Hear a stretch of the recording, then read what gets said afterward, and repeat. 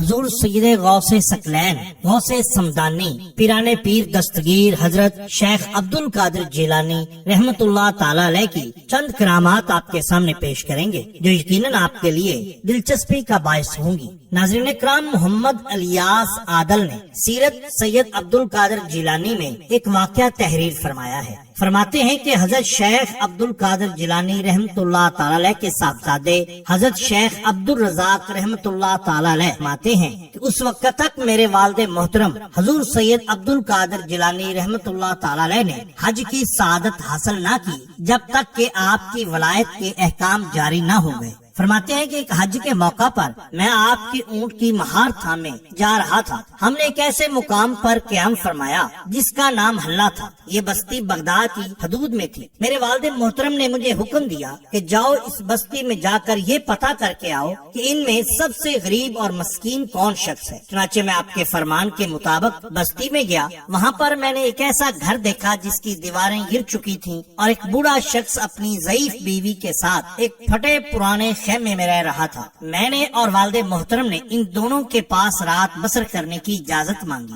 انہوں نے اجازت دے دی تو آپ نے اپنے مریدین اور ساتھیوں سمیت اس ٹوٹے پھوٹے گھر میں قیام فرمایا۔ اس قصبہ کے عمراء اور مشائخ نے جب آمد کا سنا تو وہ تمام دوڑتے ہوئے آئے اور کہنے لگے کہ آپ ہمارے ہاں قیام فرمائیے، مگر آپ نے ان کی درخواست قبول نہ کی۔ اس پر شہر کے سب لوگ اونٹ، بکریاں اور دیگر تحائف اس غریب بوڑھے کے گھر لے آئے۔ چنانچہ وہاں پر مال و دولت کے انبار لگ گئے۔ لوگ دور دراز سے آپ کی زیارت کرنے کے لیے آتے اور اپنے ساتھ بہت کچھ لاتے۔ آپ نے اپنے ساتھیوں سے فرمایا کہ میں ان تمام تحائف سے دستبردار ہوتا ہوں اور میرے ساتھی بھی یہ تمام چیزیں اس محتاج اور غریب مفلس میزبان کو ہدیہ پیش کرتے ہیں۔ چنانچہ اس فیصلہ کے بعد آپ نے سب کچھ وہیں پر چھوڑا اور سحری کے وقت وہاں سے روانگی اختیار کی۔ حضرت شیخ عبد الرزاق رحمت اللہ تعالی علیہ بیان فرماتے ہیں کہ میں ایک برس کے بعد اس قصبے سے دوبارہ گزرا تو میں نے دیکھا کہ اللہ تعالیٰ نے اس مال و دولت میں اس قدر برکت عطا فرمائی کہ وہ گھر مال و دولت اور مویشیوں سے بھر گیا۔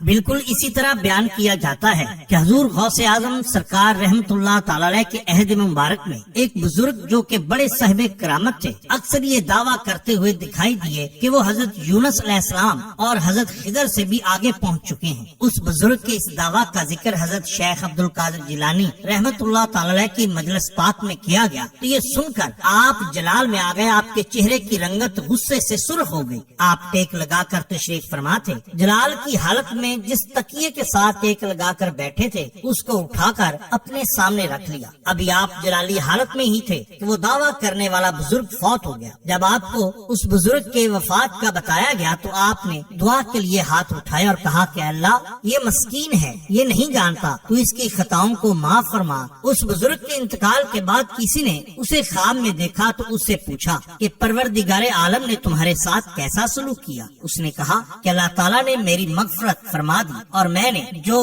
خطا کی تھی مجھے اس سے معافی بھی دے دی۔ یہ سب مہربانی حضور غوث ثقلین پیران پیر دستگیر حضرت سید عبد القادر جیلانی رحمت اللہ تعالی علیہ کے مجھ پر ترس کھانے اور سفارش کرنے سے بھی اور اللہ تعالیٰ بھی راضی ہو گئے اور حضرت یونس علیہ السلام اور حضرت خضر علیہ السلام نے بھی مجھ کو معافی دے دی۔ بالکل اسی طرح بیان کیا جاتا ہے کہ ایک بار بغداد کے نواح میں ایک میلے نما اجتماع کا انعقاد کیا گیا۔ وہاں سے ایک عورت کچھ مٹھائی خرید کر حضور سید عبد القادر جیلانی رحمت اللہ تعالی علیہ کی خدمت اقدس میں لے کر آئی۔ اس وقت آپ مریدین باصفات کے ہمراہ مجلس میں تھے۔ جب مجلس کا اختتام ہوا تو وہ عورت آگے بڑھی اور کہنے لگی کہ یا پیران پیر، میں آپ کے لیے کچھ تحفہ لائی ہوں۔ وہ عورت حضور غوث ثقلین رحمت اللہ تعالی علیہ سے بغض اور دشمنی رکھتی تھی، اس لیے اس عورت نے اس مٹھائی میں زہر ملا دیا۔ اس لیے وہ بار بار حضور سید غوث ثقلین پیران پیر دستگیر سید عبد القادر جیلانی رحمت اللہ تعالی علیہ کو وہ مٹھائی کھانے کو کہتی اور کہتی کہ یہ میں خاص آپ کے لیے لے کر آئی ہوں۔ آپ سرکار نے اس مٹھائی کو پکڑا،